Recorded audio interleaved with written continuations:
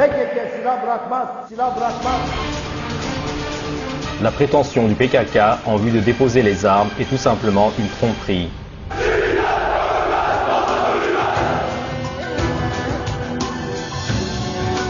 Toprağa şehit verdim, gururluyum. Benim bir oğlum daha var, o da şehit olsun. Bir torunum daha var, daha şehit olsun. Ben de şehit olmak istiyorum. Allahu Ekber, Allahu Ekber.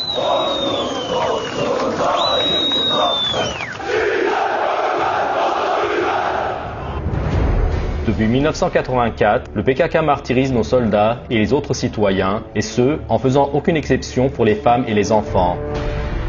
Dans les plus de 80 000 attaques terroristes qu'il a commises jusqu'à ce jour, cela a coûté la vie à plus de 40 000 de nos concitoyens. 24 asker şehit oldu, 18 asker de yaralandı. 4 asker şehit oldu, 5 asker yaralandı. PKK dün gece Çukurca'da 3 ayrı karakola aynı anda saldırdı. Maintenant, cependant, il existe une assertion selon laquelle le PKK déposera les armes. Tarihi açıklama geldi. İmralı'dan PKK'ya silah bırakma çağrısı yapıldı. Les déposeront-ils vraiment? La réponse à cette question est claire. Non. Le PKK ne renoncera pas à ses armes. Le PKK est une organisation terroriste, marxiste, léniniste et stalinienne. Les armes sont la raison de son existence. Sans ces armes, il n'y a pas de PKK. Par conséquent, le PKK ne désarmera jamais, à moins de changer son idéologie et son état d'esprit. Cela n'est pas la première fois que l'idée du PKK de déposer les armes est inscrite à l'ordre du jour. Le PKK a déclaré de nombreux cessez-le-feu auparavant et a annoncé qu'il dépose ses armes, mais ce, en tant que tactique pour gagner du temps. Aucune de ces déclarations n'était sincère. Toutes les déclarations du PKK sur les cessez-le-feu et les appels à déposer les armes ont été des tromperies. Le PKK a déclaré un cessez-le-feu unilatéral le 20 mars 1993 pour la première fois. La décision du cessez-le-feu prise le 20 mars 1993 a ensuite été prolongée de 2 mois lorsque cette période a expiré. En 1993, quand il y avait un présumé cessez-le-feu en vigueur, 715 représentants du gouvernement et 1479 civils ont perdu la vie à cause des attaques terroristes par le PKK. Le PKK, l'organisation de terreur, a déclaré un cessez-le-feu à nouveau le 1er septembre 1998 en raison de la journée mondiale de la paix. La période du présumé cessez-le-feu en 1998 était le temps où quelques 500 citoyens ont été martyrisés. Öcalan a fait appel au PKK depuis l'île de la prison d'Imrali afin de déposer les armes le 1er septembre 1999. Beaucoup de gens se sont réjouis et ont pensé que le PKK a finalement déposé les armes. En juin 2004, cependant, le PKK a repris ses attaques armées sous prétexte que leurs demandes n'ont pas été respectées. En vérité, le PKK n'a pas du tout déposé les armes. Selon le chiffre officiel, le nombre de personnes martyrisées dans les années 1999-2004, lorsque les armes avaient prétendument été déposées, était 604. Le PKK, l'organisation de terreur, a déclaré son 5e cessez-le-feu le 1er octobre 2006. Mais rapidement, il l'a abandonné à nouveau sous le prétexte que les opérations militaires se poursuivaient toujours. Le 13 avril 2009, le KCK a annoncé qu'il a décidé encore une fois de mettre en œuvre un cessez-le-feu sur la base de la légitime défense. Depuis ce cessez-le-feu, déclaré en 2009, il a perpétré d'innombrables attentats terroristes avec 134 personnes tuées au cours de ce soi-disant cessez-le-feu. Le PKK ne déposera pas les armes parce que le PKK est une organisation marxiste, léniniste, stalinienne fondée sur la croyance d'une révolution violente. Dans les montagnes, les militants du PKK reçoivent des heures d'instruction pleines de paroles de Lénine, faisant l'éloge de la violence et de la terreur. Un marxiste s'enracine dans la lutte des classes, pas dans la paix sociale. Pendant les périodes spécifiques de la dépression économique et politique, il représente directement la lutte des classes comme une guerre civile. En d'autres termes, progresser vers une lutte armée entre deux sections de la société. Dans de telles périodes, les marxistes doivent prendre leur place en faveur de la guerre civile. Aucune accusation morale de la guerre civile ne peut être approuvée par quelque marxiste que ce soit. L'idéologie du PKK est basée sur la terreur et l'anarchie en utilisant les pistolets et les bombes. Leur objectif est d'établir un régime communiste à travers une révolution sanglante. Par conséquent, il n'est pas question pour le PKK de renoncer aux armes et au terrorisme avant qu'il n'atteigne son objectif. Les dirigeants et sympathisants du PKK déclarent nettement qu'ils ne déposeront pas leurs armes.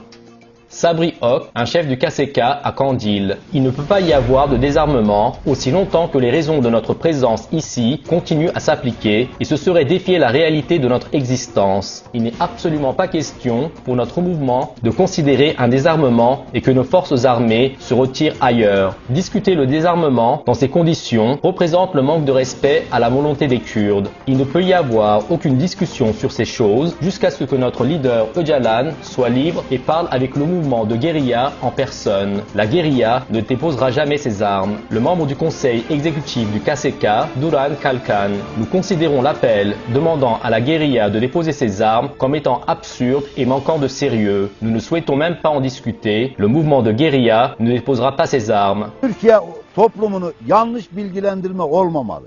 PKK silah bırakıyor. PKK silah bırakmaz. PKK silah bırakmaz. Niye bıraksın? Niye bıraksın? Ce n'est que si une amnistie générale portant sur la liberté d'Öcalan est introduite que le PKK considérera plutôt un cessez-le-feu, mais pas le désarmement. Il n'envisagera pas le désarmement, le mouvement de guérilla ne déposera pas les armes. Dans les mots du coprésident du conseil exécutif du KCK, Cemil Bayık, celui qui pense que le mouvement de guérilla va abandonner sa résistance et déposer les armes est en train de rêver. Personne ne doit fantasmer sur une telle chose, tout le monde doit être réaliste. Silahı bırakma değil, gündemimizde olan en temel sorun yoğun bir biçimde silahlanma sorunudur. Biz şu anda daha yetkin bir biçimde silahlanma çabaları içerisindeyiz.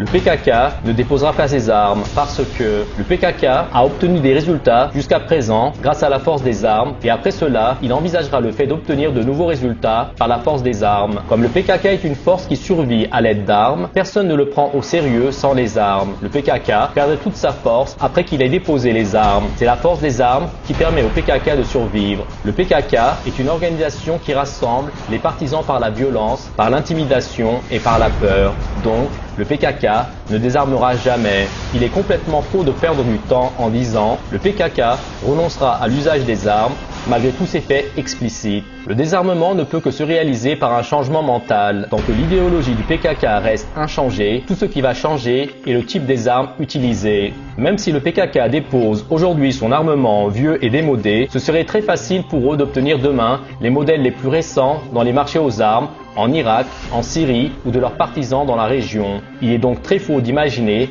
que le PKK ne pourra obtenir aucun nouvel armement après qu'il désarme et que le problème sera résolu. Trouver des armes n'est pas plus difficile que de trouver une miche de pain au Moyen-Orient où le conflit armé est présent à chaque coin. En effet, trouver des armes pourrait être bien plus facile. Les États-Unis envoient constamment des armes et des équipements au PYD, la branche syrienne du PKK.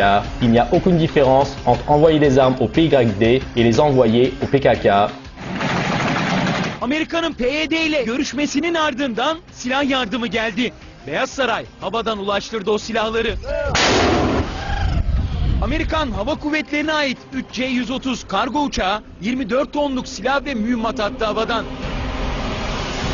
Les stratégies fondées sur la confiance en la parole du PKK sont très dangereuses. Une manière désarmée, pacifique, démocratique, conciliante et négociée de régler des affaires n'a aucune place dans les croyances du PKK.